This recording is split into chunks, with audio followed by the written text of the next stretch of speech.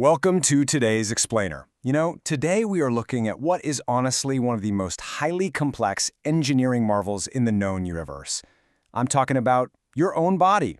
We're going to decode the biological machine by zooming way in to look at our biomolecules. If you want to understand how you function on a fundamental nuts and bolts level, you are definitely in the right place. Okay, let's dive right into this. Here is our structural roadmap for today. We'll start with the biological machine, then look at fueling up with carbohydrates, proteins, blueprints, and lipids, enzymes, which are the cellular mechanics, vitamins and minerals, and finally, maintaining your engine. So, let's kick things off with Section 1, the biological machine.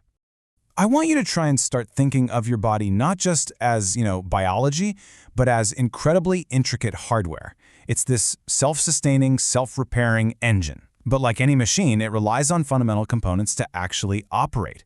So what exactly is this human machine made of? If we were to peel back the layers of tissues and cells, what are the microscopic building blocks that are quite literally keeping you alive right this very second?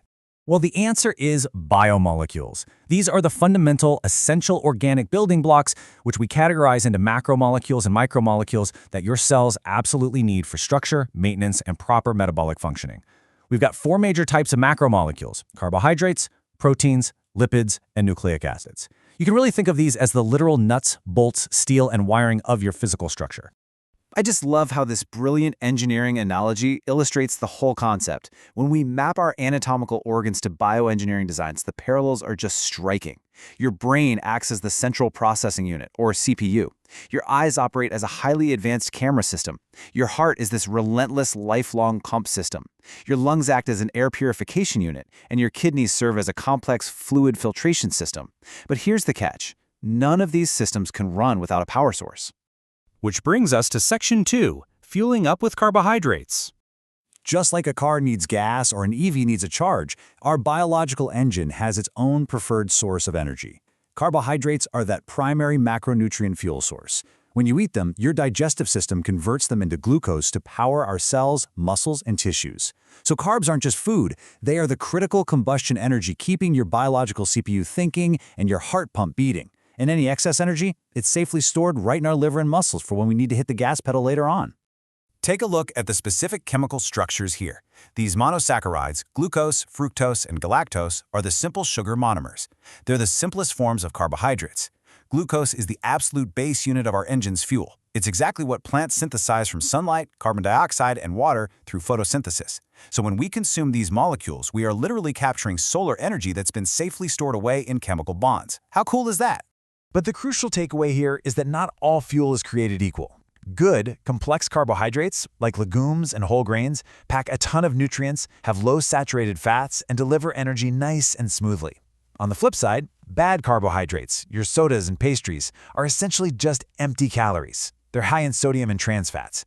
Putting this bad fuel into your engine leads to a rapid spike in blood sugar followed by poor performance, and over time, it can cause major system issues. Moving right along to Section 3, proteins, blueprints, and lipids. All right, shifting our focus from the fuel in the tank to the structural materials that actually build the engine. First up, we have nucleic acids like DNA and RNA. These act as the master genetic blueprints required to build you. But blueprints can't build a house on their own, right? That's where proteins come in. Proteins are the tiny workers on the cellular construction site. They execute the instructions from the DNA, managing growth, fluid transport, and even handling the waste cleanup. And then we have lipids. Check out this lipid bilayer. It's the mechanical barrier dividing a cell from the external environment. Because lipids are nonpolar, meaning they don't dissolve in water, they naturally arrange themselves with their hydrophilic or water-loving heads facing outward and their hydrophobic, water-fearing tails facing inward. This creates the ultimate protective insulation for our cellular structures. Now, what's really interesting about this is the physical geometry of these fats.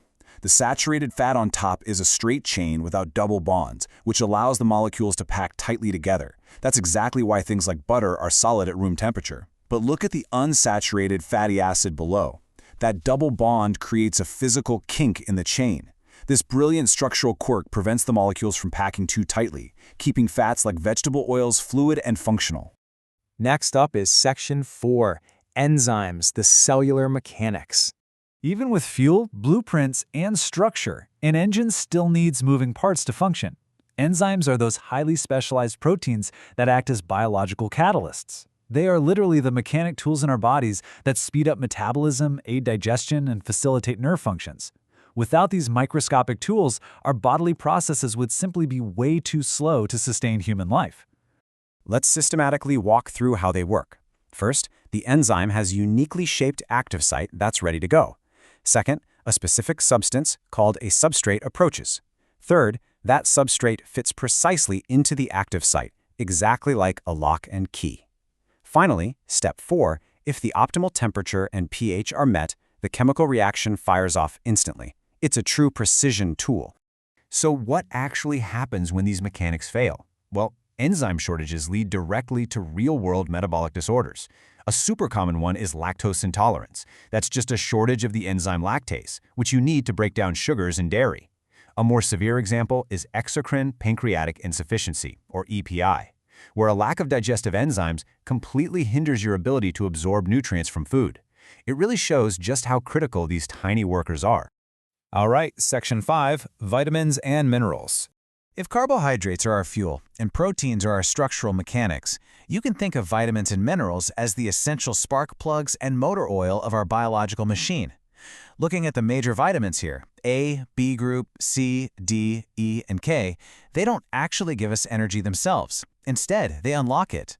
Vitamin A is for vision, B group vitamins act as spark plugs for energy and DNA, vitamin C forms collagen to heal wounds, vitamin D builds bones, E is an antioxidant, and K handles clotting. And you can get all of this from a balanced diet full of unrefined foods. Minerals play equally fascinating mechanical roles. Look at the sheer variety of tasks they perform. Iron acts as the cargo ships within our internal pipelines, transporting vital oxygen.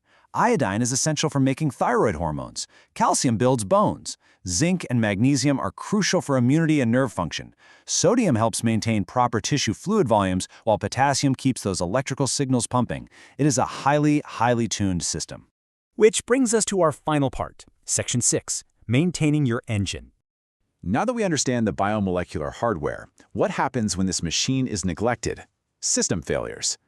When we run chronically low on these essential molecules, we experience real mechanical breakdowns. Scurvy comes from lacking vitamin C. Low calcium and vitamin D lead to osteoporosis, where your structural framework literally becomes brittle. And an iron deficiency causes anemia. And honestly, while scurvy sounds like an ancient pirate's disease, it absolutely still happens today when our fuel is just too highly processed.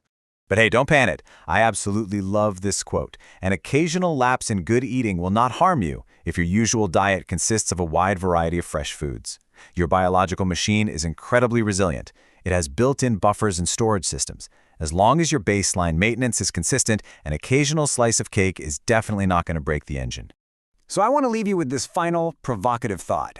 You now know exactly what is happening under the hood. You know about the lipid insulation, the enzyme mechanics, the vitamin spark plugs, and the carbohydrate fuel. Knowing the exact science of your brilliant biological machine, what kind of fuel will you choose to put in your engine today? Thanks for joining me on this explainer, and I really hope this helps you appreciate the absolute marvel that is your own body.